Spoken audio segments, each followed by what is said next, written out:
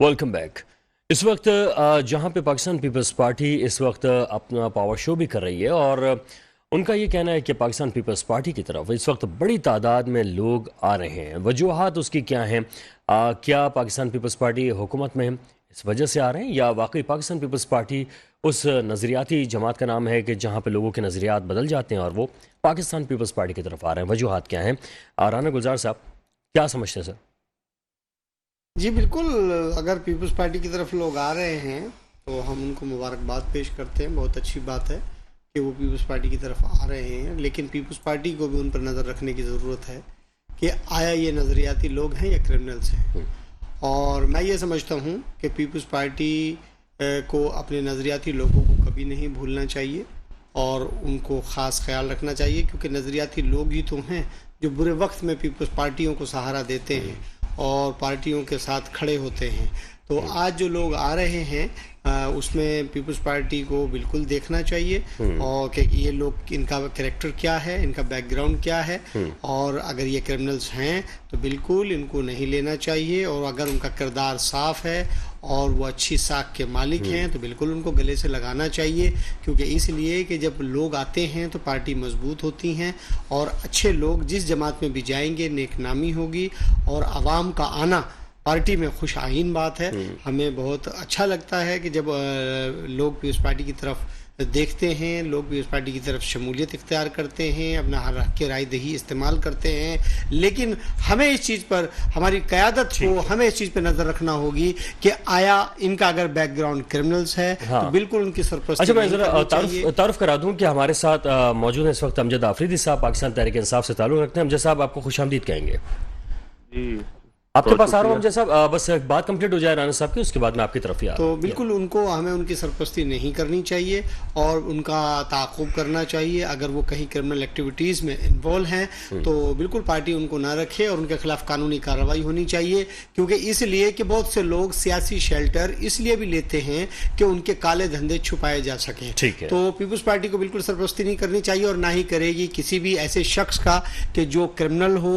और क्योंकि बहुत सारी चीज़ें ऐसी हैं शहर के अंदर, बड़े बड़े क्रिमिनल हैं और जो पार्टी इख्तिदार में होती है वो उसका लिबादा ओढ़ते हैं, झंडा लगाते हैं और उस झंडे को मिस यूज़ करते हैं। तो ये काबिल मजम्मत बात है और इसमें हुकूमत सिंध को भी कार्रवाई करनी चाहिए, पुलिस को भी कार्रवाई करनी चाहिए और आवाम को भी निशानदेही करनी चाहिए कि किसी भी पार्टी में हो क्रिमिनल नहीं होना चाहिए। कोई भी जमात हो, जमात के अंदर क्रिमिनल लोगों की ज़रूरत नहीं है और क्रिमिनल को भी चाहिए कि वो किसी की सियासी झंडे का इस्तेमाल न करे, किसी भी जमात के सियासी झंडे का इस्तेमाल न करे और उनके खिलाफ भरपूर कानूनी कार्रवाई होनी चाहिए। ठीक है। अमजद आफरीदी साहब, अभी आपने गुफ्तगू भी सुनी, पाकिस्तान पीपल्स पार्टी की जानिब जो है बड़ी तादाद में अब जो मुख्तलिफ सियासी जमातें हैं उनके लोगों ने जाना शुरू कर दिया। ख़ासतौर पर वो सियासी जमातें जो समझती हैं कि वो इस वक्त कमज़ोर हो रही हैं। तहरीक इंसाफ की तरफ से भी लोग गए हैं, MQM की तरफ से भी बाज़ लोग गए हैं और मुख्तलिफ सियासी जमातों की जानिब से भी पीपल्स पार्टी की तरफ लोगों ने जाना शुरू कर दिया है। सर, क्या आप समझते हैं कि ये नज़रियाती लोग होते हैं या आपको लगता है कि ये बस मतलब परस्त होते हैं, मतलब जहां उनको नजर आता है वो वहां चले आते हैं? जी, रही पीपल्स पार्टी की बात, मेरे ख्याल से पाकिस्तान तहरीक इंसाफ में भी ज्वाइनिंगें हो रही है। जो इलाका, जो शख्स असल में पॉलिटिक्स, मफाद की पॉलिटिक्स एक तरह का, जो अभी पीछे 20 सीटों में और ये पंजाब वाली और जो दूसरी खरीदो फरोख्त का जिस तरह से बाजार लगा, मफादात, किसी को फंड दिए गए, किसी को अलग-अलग से सबके साथ सेटिंग करके हमारी हुकूमत गिराएगी। हम सबसे ज्यादा इस चीज के जो अभी साहब का 8 महीने हो गए और हुकूमत एक PDM की चल रही है। खैर, मेरे ख्याल से PDM की जमातें उन्हीं में से, उन्हीं के लोग आगे पीछे जा रहे हैं और मफादात के लिए जा रहे हैं, इसमें कोई दो राय नहीं है। नहीं लेना चाहिए, नहीं जाना चाहिए। अपने नजरिए, अपने मफादात, ये नहीं एक पार्टी की हुकूमत थी, आपने 4 साल 5 साल एंजॉय किया, अब आपको लग रहा है कि उस पार्टी की हुकूमत नहीं होगी, दूसरी पार्टी में छलांग मार के चले गए। वहां तो कोई, ये तो नजरिए वाली बात नहीं है, मफादात की बात है और अपने अकाउंट भरने की बात है। इलाके का काम उसमें कहीं भी नहीं है, लोगों की खिदमत कहीं नहीं। हालांकि MNAs MPs का काम है लेजिस्लेशन करना असेंबलियों के अंदर, उनका फंड से भी कोई ताल्लुक नहीं होना चाहिए। बल्दियाती निजाम है ही नहीं, क्योंकि पूरे सूबे के अंदर और 3 से 4 मरतबा एक फर्स्ट टर्म वहाँ हुआ बल्दियाती, यहाँ कराची में 3 बार तकरीबन कैंसिल हो चुके और गरीब लोगों ने बेचारों ने कंपेन चलाई, जे पैसे खर्च किए, आखिरी में वो कैंसिल हो जाते हैं। अब भी वही चल रहा है। अभी भी इन्होंने जिस तरह जनवरी में अनाउंस किया कि इलेक्शन होंगे, तो ये एक बदकिस्मती है कि लोकल बॉडी की जो टीम है उसको और आपके सूबाई असेंबली और कौमी असेंबली, ये लेजिस्लेशन के लिए आप इसमें जाए, मुल्क के लिए, अपने सूबे के लिए लेजिस्लेशन करे, अच्छी अच्छी चीजें ले आए, आप सेहत में बेहतरी लाए, आप ठीक है, बिल्कुल ऐसे ही होना चाहिए अमजद साहब, बिल्कुल ऐसे ही होना चाहिए कि सेहत की तरफ तवज्जो देनी चाहिए और दीगर जो मामला जो अवामी मसाइल हैं उसकी तरफ तवज्जो देनी चाहिए। अब ज़रा सियासत का भी हम रुख कर लें कि जो पंजाब असेंबली है या केपी है, आज बिलावल साहब ने कराची में जो यौम तासीस का जलसा था उसमें उन्होंने एक तरह से ऐलान किया है और कहा है, दावा भी किया है कि पीटीआई जो है वो किसी सूरत भी पंजाब असेंबली तहलील नहीं करेगी और अगर वहाँ पे गवर्नर राज लगता है या दीगर मामलात होते हैं तो पीटीआई का फिर क्या हिकमत अमली होगी? देखिए, गवर्नर राज इस तरह से लग नहीं सकता जब आपके सूबे के हालात बेहतर है, कोई वहां पर लड़ाई झगड़ा, कोई फसाद नहीं है, तो कैसे गवर्नर राज लग सकता है? गवर्नर भी वो असम्बली सदर पाकिस्तान के पास जाएगी, उसके बाद गवर्नर राज लगेगा, तो ये पता नहीं क्या सोच रहे। खैर, खान साहब ने जो 26 तारीख को पूरे पाकिस्तान से लोग बुलाए और ऐलान किया, बहुत अच्छा है, हो जाना चाहिए। क्यों डर रहे, क्यों भाग रहे? पंजाब में और केपीके में असेंबली डिसोल्व हो जाए, दोबारा इलेक्शन हो जाए, हम देखें। अच्छा, एक और जी, बिल्कुल, लेकिन एक बात बताएगा कि अगर जो समरी मूव हो जाती है गवर्नर राज की, एक बात मैं आपसे पूछना चाह रहा हूँ कि अगर गवर्नर राज की समरी मूव हो जाती है, सदर मुमलिकत के पास जाती है, तो सदर साहब दोबारा खान साहब के पास जाएंगे पूछने के लिए कि मैं दस्तखत करूं या नहीं करूं, और उसके बाद दस्तखत कर देंगे, क्या होगा फिर? नहीं, मेरे ख्याल से सदर पाकिस्तान को वो उस वक्त जो हालात होंगे ना मौजूदा, उन्हीं को मद्देनजर रखते हुए वो समरी को वो दस्तखत करेंगे या इनकार कर देंगे या रोक देंगे। खान साहब के पास जो गए सदर पाकिस्तान, देखे एक आपके पाकिस्तान के इन्हीं अदालतों ने, इन्हीं इदारों ने चोर जिसको डिक्लेयर किया, जो ट्रीटमेंट के बहाने इस मुल्क से बाहर भाग गया, उसके पास जाकर मशावरत होती है, उसकी मर्जी से काम होते हैं और ये 13 जमातों की मुशावरत से काम होते हैं। तो सदर पाकिस्तान तहरीक इंसाफ का हिस्सा रहे और उसमें पाकिस्तान की सबसे 64% सीटें हमारी हैं पूरे पाकिस्तान की असेंबली के अंदर, 64%। अगर 64% सीटों के जो चेयरमैन है उनसे मुशावरत कर लेते, मेरे ख्याल से कोई इसमें दो वो नहीं होना चाहिए, कोई अबाम नहीं होना चाहिए। ठीक है, आफरीदी साहब आपके पास दोबारा आता हूँ। राना साहब, इस वक्त जो तहरीक इंसाफ है उसका मौक़िफ़ है कि जनाब अभी आप समरी मूव करेंगे, सदर के पास जाएगी, फिर उनकी मर्जी है कि वो उस पर साइन करते हैं नहीं करते। अब बिलावल साहब कह रहे हैं कि जनाब हम जो है वो वहाँ पे कुछ भी इक़दाम कर सकते हैं, चाहे वो अदम एतमाद की तारीख लाएँ, गवर्नर राज लगाएं। देखिए जी, खैर ये तो आफरीदी साहब जो कह रहे हैं मैंने तो सुना नहीं है, लेकिन बात ये है कि जो भी कानूनी तरीक़ेकार है वो इख्तियार किया जाएगा।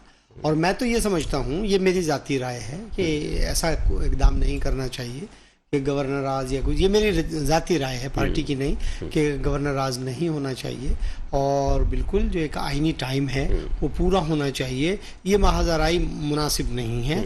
मैं समझता हूँ कि चारों सूबों में सूबाई गवर्नमेंटें मौजूद हैं और उनको अपना जो टाइम है वो पूरा होना चाहिए। वफाक में जो बैठे हैं उनको भी अपना टाइम पूरा करना चाहिए।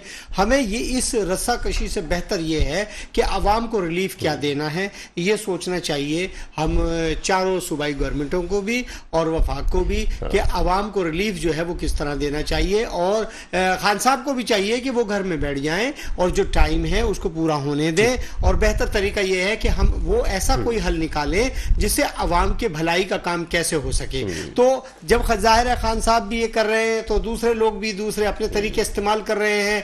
तो मैं ये समझता हूं कि सबको शांत होना चाहिए, सबको अपने अंदर ठहराव पैदा करना चाहिए। महाजराई, ये मुल्क महाजराई के लिए नहीं बना है, ये मुल्क खिदमत के लिए बना है, इनमें आवाम की खिदमत की जाए।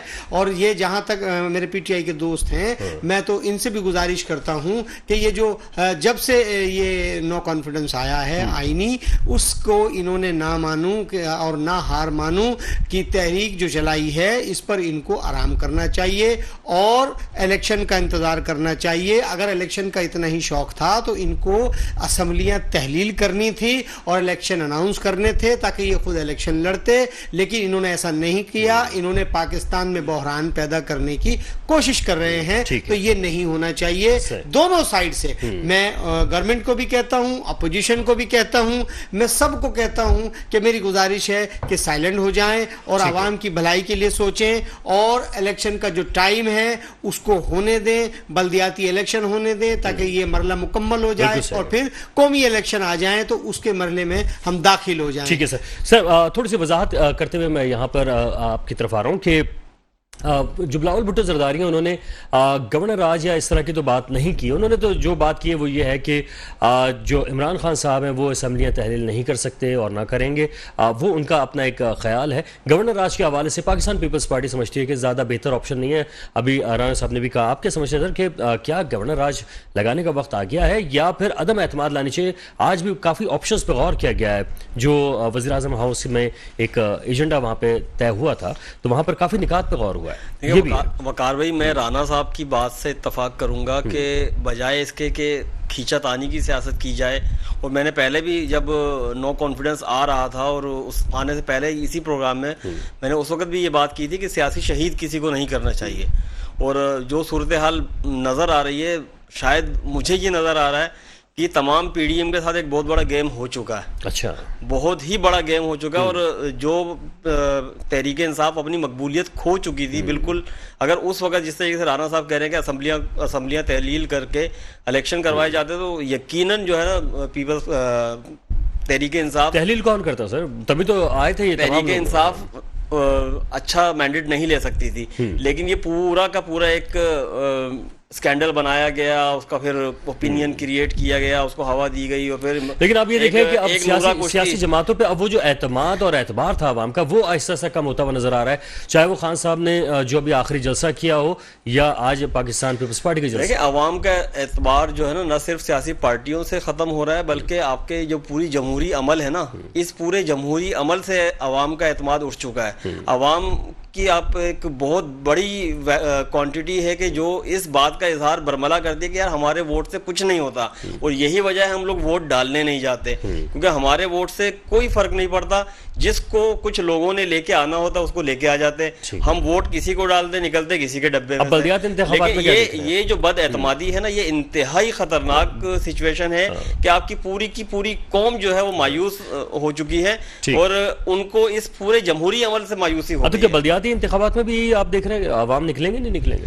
देखिए, बहुत मुश्किल हुआ हुआ है, लेकिन जिस तरीके से कराची के अंदर जो एक मूवमेंट बनी हुई है और हक दो तहरीक के हवाले से और जमात इस्लामी ने जिस तरीके से लोगों को मोबिलाइज किया है, मतलब जमात इस्लामी के अलावा कोई भी पार्टी सिंसियर और सीरियस नजर नहीं आती कि बल्दियाती इंतखाबात करवाए जाए। और दूसरी एक बात मैं और ऐड करता चलूँ, बल्दियात के हवाले से बात हो रही है, हमारे बराबर का सूबा है सूबा बलूचिस्तान, जहाँ पे मुंतखब नुमाइंदे गुज़िश्ता 30 दिनों से या 28 दिनों से धरने पे बैठे हैं अपने मुतालबात मनवाने के लिए। वो भी एक बहुत बड़ा एक अलार्मिंग पोजीशन है कि जो लोग जमहूरियत के प्रोसेस को प्रोसीड करके आगे आते हैं और फिर उनको भी उनके हकूक और उनको उनके इख्तियारात नहीं मिलते और वो अपने अवाम की खिदमत नहीं कर पा रहे और उनके जो साथ जो मुआहदे हुए थे उनको अमल दरामद नहीं हो पा रहा। और फिर वो इस बात का बारहा वो इजहार कर चुके हैं कि जो लोग असला उठा के कलाशनकोव उठा के पहाड़ों में चले जाते हैं, हम उनको किस तरीके से बुलाएं कि भाई आओ जमहूरियत की तरफ आओ। तो जमहूरियत के लिए जो है वो मुज़ाकरात और मुतालबात ये सब चीज़ें आपस का अंदर लाजिम मौजूद है। आफरीदी साहब ये फरमाइएगा कि अब तहरीक इंसाफ जो है वो काफ़ी मुतालबा करते रहिए कि सिंध में बल्दियाती इंतखाबात हो, अब बल्दियाती इंतखाबात होने जा रहे हैं। तो सर आफरीदी साहब, क्या आपकी तैयारी मुकम्मल है बल्दियाती इंतखाबात के हवाले से? देखिए, हमारी 3 बार तैयारी मुकम्मल थी। मेरे भाई पीपल्स पार्टी से जिनका ताल्लुक है, ये भी अभी कह रहे थे कि बल्दियाती इलेक्शन हो जाए, अमन की बात है, अच्छी बात है, बिल्कुल होने चाहिए। देखें, खान साहब ने बहुत सारी जगह बहुत सारे उसमें अभी जो 26 तारीख का इलेक्शन, अगर हम इस्लामाबाद की तरफ रुख कर लेते, बहुत बड़ी तादाद में पाकिस्तान के चैनल्स को से आगे अल जजीरा ने जो रिपोर्ट पेश की, बहुत बड़ी तादाद में लोग आए, तारीखी जलसा हुआ, उनको इस्लामाबाद की तरफ रुख करते, हालात खराब होते। हमने हर बार जमहूरियत के लिए खान साहब मुसलसल जब से ये इन्होंने हुकूमत चेंज की है, रजीम चेंज ऑपरेशन के जरिए, उसके बाद से हम एक कुर्बानी दे रहे हैं। ये जो आप रिजीम चेंज की बात कर रहे हैं, इससे तो खान साहब वापस आ चुके हैं ना, वो तो एक यू टर्न बड़ा सा देखिए नहीं, देखिए हर चीज आपने यही पाकिस्तान के अंदर असल में सहाफत जो है वो एक ही तरफ का खाली एक इंटरव्यू छाप दिया जो अमेरिका छप गया। खान साहब ने कहा बराबरी की सतह पर अमेरिका के साथ चलेंगे, हम किसी के गुलाम नहीं बनेंगे, हम किसी के नौकर, हम किसी के नीचे नहीं लेट जाएंगे, हम बराबरी की सतह पर, जिस तरह से इंडिया रशिया के साथ भी काम कर रहे हैं, अमेरिका के साथ भी है। एक पाकिस्तान मुल्क है जो रशिया से हम तेल नहीं ले सके, रशिया से हम गंदम नहीं ले सके। आज से 8 महीने पहले पाकिस्तान प्रोसेस शुरू हो चुका है वैसे पेट्रोल और तेल के हवाले से जो मामलात हैं, तो यही तो खान साहब चाह रहे थे ना, उसी पर तो सारा मसले मसाइल बनेंगे, उसी पर तो रिजीम चेंज ऑपरेशन के जरिए ये हुकूमत गिराई गई। उस वक्त कहा जा रहा था कि खान साहब ठीक नहीं कर रहे, अमेरिका हमारा दोस्त है, हम अमेरिका के बगैर रह ही नहीं सकते। एक पूरी स्टोरी बना के सारी चीजें सामने रख दी गई। खैर, अब बल्दियाती इलेक्शन होने चाहिए इस बार। देखिए हमारी पूरी तैयारी है और हमारी पहले भी पूरी तैयारी थी। ये करवाए इलेक्शन, इन्हें रिजल्ट मिल जाएगा, देखेंगे कि इंशाल्लाह कराची में क्लीन स्वीप होगा। हम इन्हें बेईमानी धांधली नहीं करने देंगे, क्योंकि बल्दियाती लोकल इलेक्शन है। ये जिस तरह से आरओ का इलेक्शन करते हैं या प्रिजाइडिंग खरीद कर वो उसका इलेक्शन करते हैं या वोट ट्रांसफर करके इलेक्शन लड़ाते हैं, ये काम नहीं होगा। इंशाल्लाह इन्हें मुंह की खानी पड़ेगी। कराची क्लीन स्वीप होगा। पूरी तैयारी है ठीक है आफरीदी साहब, यकीनन आपकी तैयारी मुकम्मल है, तो फिर मेयर जो है अगर वो बाइख्तियार होगा या नहीं होगा, उस हवाले से आपका क्या मौक़िफ़ है या तहरीक इंसाफ का क्या मौक़िफ़ है, ये जानेंगे एक छोटे से ब्रेक के बाद वापस आते हैं, हमारे साथ रहिएगा। Welcome back. इस वक्त जहां पर बात हो रही है कि 3 बार की तैयारियां मुकम्मल थी, मुख्तलिफ सियासी जमातें, खासतौर पर जमात इस्लामी तहरीक इंसाफ का बार बार कहना है और PSP उनमें शामिल है, जो कहते हैं कि हमारी तैयारियां मुकम्मल रही हैं और हम जो है वो इलेक्शन में उतरना चाहते थे, लेकिन इलेक्शन नहीं कराए जा रहे थे और बल्दियाती इंतखाबात अब जब होने जा रहे हैं तो कहा यह जा रहा है कि हमारी तैयारियां मुकम्मल हैं। लेकिन क्या मेयर को मुकम्मल इख्तियार दे दिए गए हैं? और वही सियासी जमातें, चाहे वो जमात इस्लामी हो या तहरीक इंसाफ हो, मुत्तहिदा कौमी मूवमेंट हो, क्या वो इन्हीं हवालों से इलेक्शन में जाएंगे? आफरीदी साहब, अगर आपकी 3 बार की तैयारियां तो मुकम्मल थीं, लेकिन क्या आप अपने मेयर को बेइख्तियार रखते हुए इलेक्शन में जाएंगे या कोई मुतालबात भी हैं आपके? देखिए, इख्तियार तो सिंध हुकूमत के हाथ में। इन्होंने पहले भी कोई इख्तियार नहीं दिया। सॉलिड वेस्ट मैनेजमेंट अलग बना ली कराची के अंदर, एक कचरा, और उसमें मैं आपको बताऊं कराची के अंदर जो बड़े नाले, 4 बड़े नाले, उनके सारे सफाई सुथराई के काम वफाकी हुकूमत ने किए थे। कोई कराची फंड ही नहीं था, ना इख्तियारात दिए गए मेयर को कराची के। तो ये करेगा क्या? बदकिस्मती है जिस तरह से देखिए पंजाब के अंदर और केपी में खास तौर पर जिस तरह से इख्तियारात दिए गए। अब केपी में जो भी हुकूमत है, वो क्यों नहीं उनकी आवाज आती? क्यों वो नहीं कहते कि हमें इख्तियारात नहीं किए? क्या वो JUI के नहीं है UC चेयरमैन या टाउन नाजिम या उनके मेयर वगैरह? तो सबको इख्तियारात दिए हुए हैं, बराबरी की सजा पर सारी चीजें। एक ये सिंध हुकूमत हमें 30 साल से मुसल्लत है, बेड़ा गर्क किया है मुल्क का, ना खुद काम करने दिया, ना किसी को काम करने दिया, करप्शन करके खा के पूरा। बेख्तियार मेयर करेगा क्या? बेख्तियार मेयर होगा, करेगा क्या? देखो, मेट्रोपॉलिटन शहर है, बख्तियार मेयर होगा, वो आपके सफाई सुथराई का निजाम ठीक करेगा। वो तो कर ही नहीं रहे ना। अगर वो इसी उसूलों पे जो इस वक्त हुआ हुआ है उस पे हो जाता है, तो आप तो कहते हैं कि ये बेख्तियार मेयर है। बेख्तियार मेयर फिर करेगा क्या? किस तरह से काम? देखिए, मैं कराची की आपको मैं एक बात, कराची जिस तरह जो आज कराची का हाल है और कराची को जिस हाल तक पहुंचा दिया गया है, इसके लिए आप फंड्स आपको सूबाई हुकूमत अकेली कर नहीं सकती, ना ही मेयर अकेला कर सकता है। इसके लिए वफाकी हुकूमत जब तक स्पेशल पैकेज नहीं दिया जाएगा कराची को, उससे अलावा काम हो ही नहीं सकता। कराची का ये जो खंडरात है, सफाई सुथराई का काम है, और जो नालों के वो अंग्रेजों के दौर के सेवरेज लाइनें डली हुई हैं। उसके बाद सिंध हुकूमत ने तो कभी काम किया ही नहीं कराची के अंदर। तो इस वक्त कराची जिस तबाही के दहाने पर पहुंचा हुआ है, इसको और इसको एक पावरफुल मेयर की जरूरत है जिसकी वफाक में हुकूमत हो, सूबाई हुकूमत उनके साथ कोऑपरेट करे और कराची के इलाके के काम हो। कराची क्योंकि हब है पूरे पाकिस्तान का, कराची चलता है, पाकिस्तान चलता है, मैशियत पाकिस्तान इसमें एक बहुत बड़ा रोल है कराची का। तो कराची के साथ जो इन्होंने हाल किया है, सौतेली माह जैसा हाल किया है, तो इसमें देखने कराची के लोगों का फुरसाने हाल कोई नहीं है। ठीक है, अमजद आफरीदी साहब हमारे साथ ही रहेगा। राज साहब, इस वक्त मेयर जो है वो अगर बाइख्तियार नहीं होगा, उसके पास वो इख्तियारात नहीं होंगे। मुर्तज़ा आप तो कहते हैं कि जी देखिए मैं काम करा रहा हूँ और इख्तियारात का रोना नहीं रोता, लेकिन उनके पास पूरी सूबाई हुकूमत सब उनके साथ मौजूद हैं। किस तरह से फिर पाकिस्तान पीपल्स पार्टी समझती है अगर कोई और मेयर आता है किसी दूसरे सियासी जमात का, किस तरह से फिर आप लोग इक़दाम करेंगे या वो कर सकें? देखिए मैं एक बात बताता चलूँ, मेयर कराची जो है, जो उसके डोमेन है, जो उसका इख्तियार है, वही एडमिनिस्ट्रेटर के पास इख्तियार है और किसी के इख्तियार छीने नहीं जाएंगे और ना ही छीने जा रहे हैं। जिस इख्तियार के तहत वसीम अख्तर साहब काम कर रहे थे, उसी इख्तियार के तहत एडमिनिस्ट्रेटर कराची साहब काम कर रहे हैं। आने वाला मेयर भी उसी इख्तियार के तहत काम करेगा।